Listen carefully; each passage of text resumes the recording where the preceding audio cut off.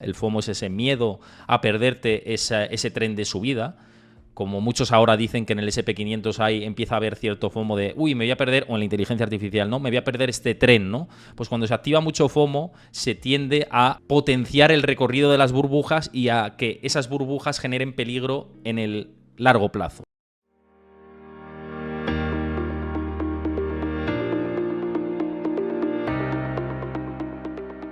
Aquí empezamos otro capítulo de la Investing Academy, patrocinado por Freedom. Lo que nos queremos centrar en el día de hoy, por muchos comentarios que he recibido, tanto por privado en mis redes sociales, como me habéis escrito también algún usuario de Discord hablando de, oye, y detectar burbujas y detectar tendencias y detectar que algo se está pasando de frenada, no se está pasando de frenada, cómo está la situación y en qué parámetros nos debemos fijar, ¿no? Y he preparado además varios gráficos, el SP500, el Nasdaq y el de Nvidia, un poco por hacer la distinción entre tres tipos de gráficos y luego pues diferentes comentarios que tengo y diferentes métricas en las que yo creo que hay que centrarse, ¿no? Para ver si en cada índice puede haber potencial burbuja o no. En uno de ellos ya os digo que detecto potencial burbuja y creo que no he escondido sobre ello en todos los programas que hemos hecho por aquí, ¿no?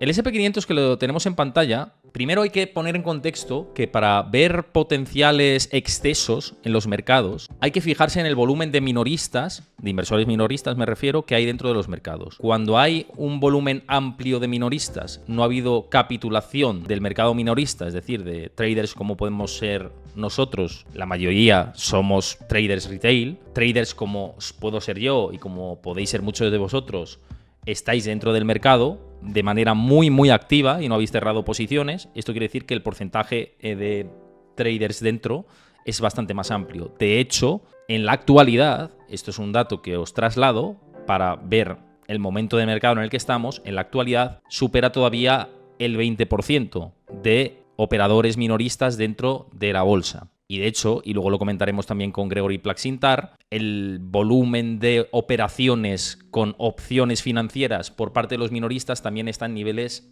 realmente espectaculares. Es cierto que el principal volumen de opciones financieras lo manejan los institucionales, es la realidad, pero cada vez más los minoristas. Entonces hay que fijarse, punto número 1, número de minoristas que hay dentro del mercado. En el conjunto de los índices hay mucho minorista dentro del mercado, al margen del índice o los índices de small caps, como puede ser por ejemplo el Russell 2000, donde claudicó prácticamente el grueso de los inversores minoristas. En el Russell 2000 sí que ha habido esa claudicación, esa capitulación, o gran parte de esa capitulación sí podría haber llegado, como también se ha visto en otros segmentos del mercado, no tanto en los índices con más ponderación, con más peso dentro del mundo de la inversión, y hablo de Wall Street, ¿no? Nos estamos centrando exclusivamente en Wall Street. Entonces, el inversor minorista dentro de los índices con más peso, con más potencial, todavía no se ha fugado en masa. Es cierto que luego si te fijas en estadísticas del uso de aplicaciones como Robinhood, principal plataforma con la que han operado los minoristas desde 2020 hasta ahora, y hacen trading, ¿no? Los inversores minoristas, el uso ha descendido de manera importante. Pero eso no quiere decir que haya habido esa capitulación minorista. No la ha habido, por lo menos en los datos. Entonces, esto es algo en lo que hay que fijarse dentro de los mercados para detectar esa potencialidad, ¿no? Y si nos fijamos en índices como SP500, Nasdaq, etcétera, el volumen de minoristas todavía es bastante grueso, todavía es bastante amplio, y esto hay que tenerlo en cuenta. No para decir que estemos en un modo burbuja dentro de estos índices, que luego vamos a ir a esta conclusión, sino como dato de peso para ver si el comportamiento del mercado es sólido como tal o se ha limpiado del todo el mercado. Que esto es una conclusión que os dejo a vosotros que la saquéis, ¿no? Que no voy a entrar en esa situación porque lo hemos hablado muchas veces, sino análisis puro de toda esta situación. Bien, además de fijarnos en el peso de los minoristas, que puede descifrar mucha irracionalidad en ciertos momentos en los mercados y cierto FOMO, es decir, el FOMO es el miedo a perderte el tren de la subida o de la bajada, si estás en corto, ¿no? Pero generalmente es de la subida, el FOMO es ese miedo a perderte ese tren de subida.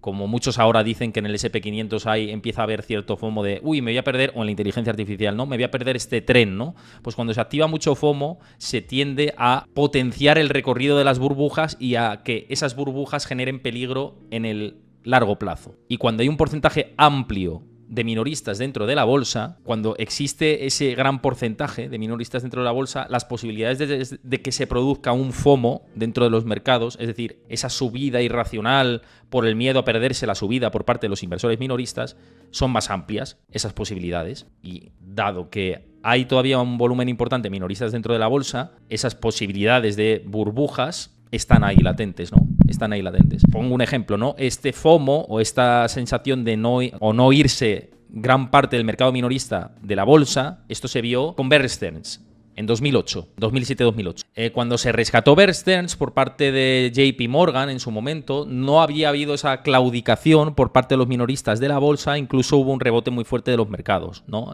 No quiero comparar la situación aquella con ahora, no estoy haciendo eso, simplemente estoy poniendo un ejemplo de cómo el FOMO se puede activar cuando el minorista está dentro del mercado. Quizá parecido a lo que podamos ver ahora, es cierto, no voy a entrar en esa radiografía, pero simplemente poner el ejemplo de qué sucede cuando hay mucho minorista dentro del mercado, para detectar esa parte de la burbuja, y ahora estamos en un porcentaje históricamente en promedios alto de minoristas dentro del mercado. Es verdad que se ha reducido con respecto a los máximos de la pandemia, pero el porcentaje sigue siendo históricamente alto y esto es importante tenerlo en cuenta. Luego, evidentemente, hay que mirar el precio, ¿no? De dónde estamos invertidos, mirar la situación del precio y más en concreto con el precio, con las valoraciones. Y si nos fijamos en las valoraciones, os voy a compartir esto de aquí, ¿no?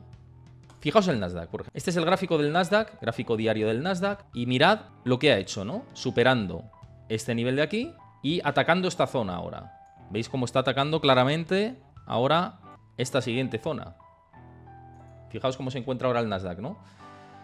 ¿Se puede concluir que el Nasdaq está en una situación de burbuja porque tiene mucho minorista dentro? No, hay que fijarse en otros factores, ¿no? ¿Quién está liderando? Que ese es otro punto que hay que tener en cuenta. El Nasdaq, para mirar si hay burbujas o no, es muy importante mirar la amplitud del mercado. La amplitud del mercado quiere decir qué número de compañías, qué porcentaje de compañías acompañan la subida de los mercados. Cuando el porcentaje es muy reducido, es decir, que solo pocas compañías están haciendo que el índice se mueva al alza, los peligros son mayores de cara al largo plazo. Cuando la amplitud de mercado es mayor, es decir, imaginaos, en el S&P 500, que son 500 compañías, si tiran 20 compañías de las 500, pues hay mucho más riesgo, ¿no? Y más potencial de que lo que estemos viendo es algo sobreinflado o no. Si empiezan a acompañar las compañías y el fondo de mercado empieza a trabajar y las compañías más castigadas comienzan a tirar al alza y empieza a haber más amplitud de mercado, ese riesgo de que se burbujee el mercado es menor. Por eso hay que mirar el fondo de mercado. Ahora la amplitud del mercado en general está siendo muy estrecha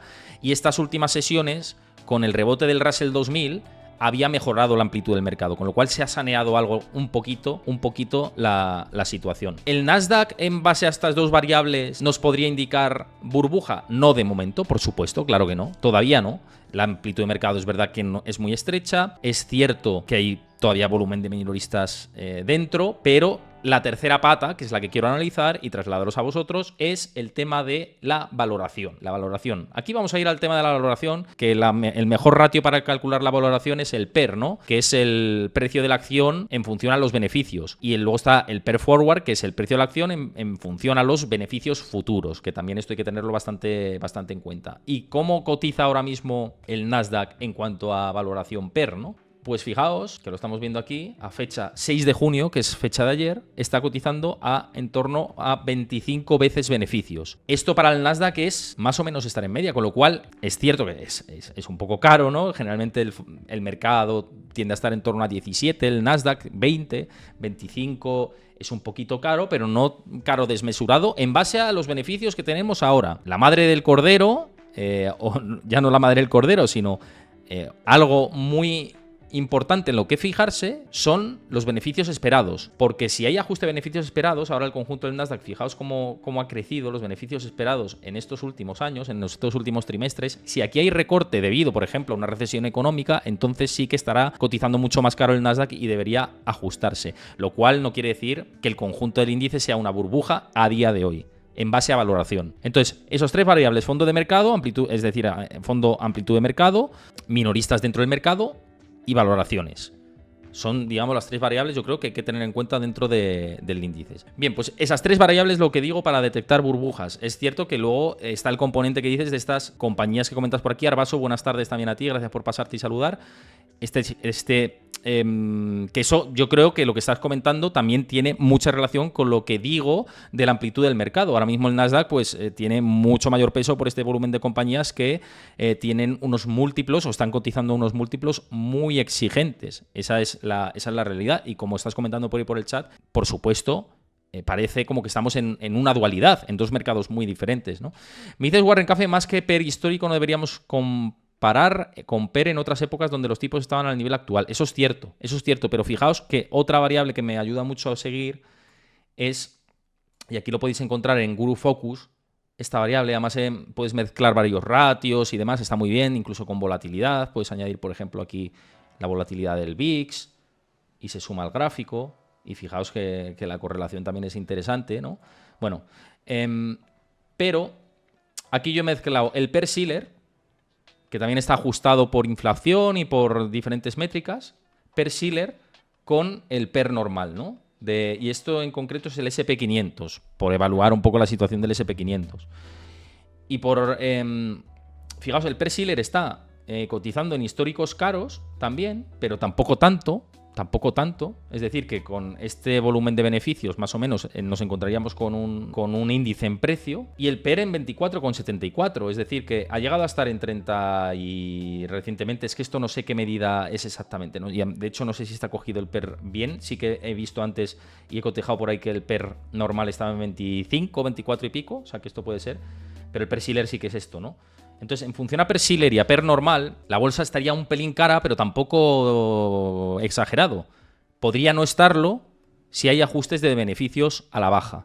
Entonces, en resumidas cuentas, y nos vamos con estas 3 líneas maestras, hay muchas más, pero os he simplificado 3 y que me gusta seguir a mí bastante, y dentro de valoración no solo PER Forward también, por supuesto, y Per Shiller, y esa mezcla de los dos PERes para ver si está cotizando en precio o no. El SP500, desde luego, ya os digo, un pelín caro, pero no de madre, a no ser que haya ajustes de beneficios empresariales, cosa que creo que debería venir si vamos a una recesión económica. Esto es una valoración personal.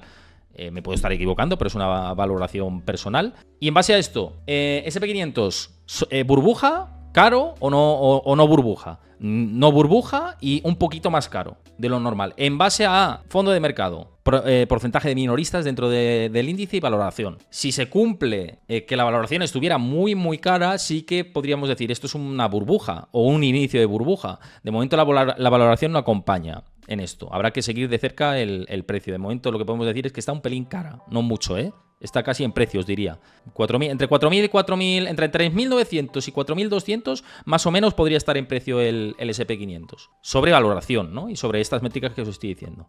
Sobre esto mismo, Nasdaq, ¿burbuja o no burbuja? Estamos en lo mismo. Nasdaq, según estas mismas métricas, estaría caro.